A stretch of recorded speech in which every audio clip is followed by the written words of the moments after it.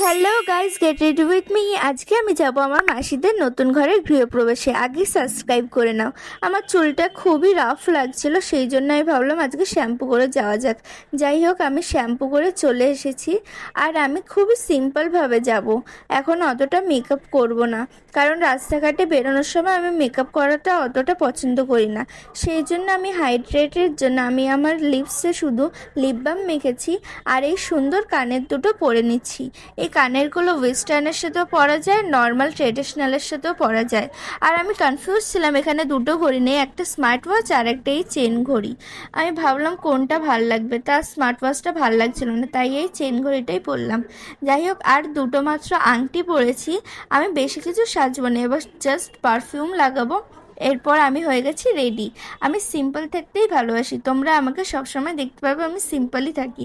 যাই হোক, ভিডিওটা লাইক করে দাও। টাটা, লাভ।